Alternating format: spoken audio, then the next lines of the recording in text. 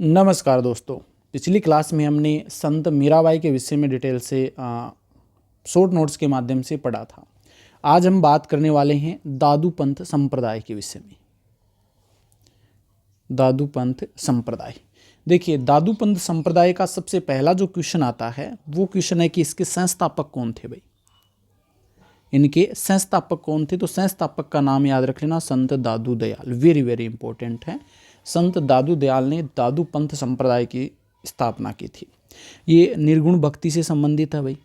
राजस्थान के कबीर कहते हैं इनको। संत दादू दयाल को राजस्थान का कबीर कहा जाता है। ये कई बार क्वेश्चन पूछा गया कि राजस्थान का कबीर किसे कहते हैं? संत दादू दयाल को कहते हैं।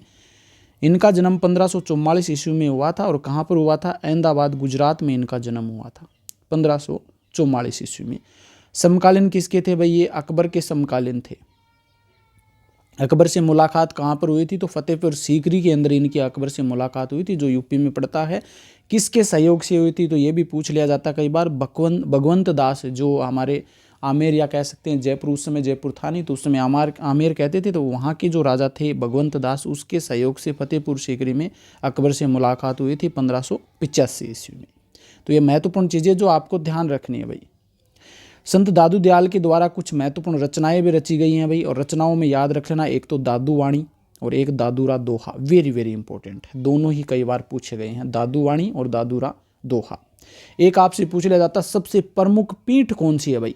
दादू संप्रदाय की सबसे प्रमुख पीठ कौन सी है? तो वो नरेना या नारायणा हो जाएगा।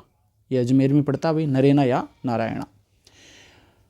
और दादू दयाल जी के उत्तराधिकारी कौन थे? तो दादू दयाल जी के उत्तराधिकारी थे गरीबदास जी। और गरीबदास जी के उत्तराधिकारी अगर आपसे पूछे तो वो मिस्किन दास जी थे। गरीबदास जी के उत्तराधिकारी मिस्किन दास जी।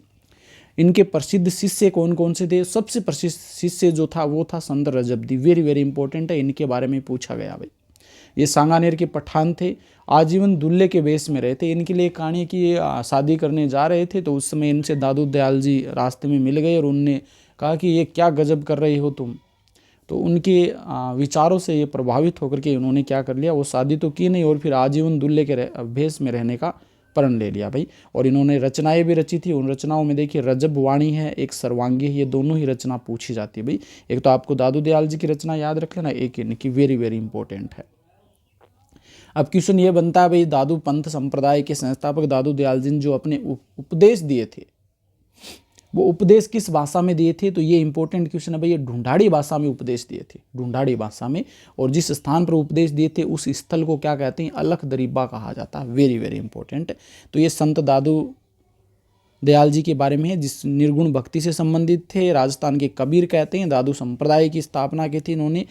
जन्म 1544 अहमदाबाद गुजरात में हुआ था। समकालीन शासक जो थे इनके अकबर थे। अकबर से मुलाकात फतेहपुर सीकरी में भगवंत दास जी के सहयोग से हुई थी।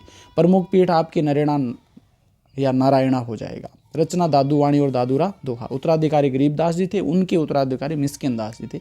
सबसे प्रसिद्ध शिष्य रजब जी थे, और जो सांगानेर के पठान थे, आजीवन दुल्हे के वेश में रहे थे। रचना इनकी रजब वाणी और सर्वांगी थी। इनके जो उपदेश है वो ढूंढाड़ी भाषा में दिए गए थे, और जिस स्थान पर उपदेश दिए गए थे वो था अलख दरीबा कहलाता भाई। आज के लिए इतना ही। धन्यवाद।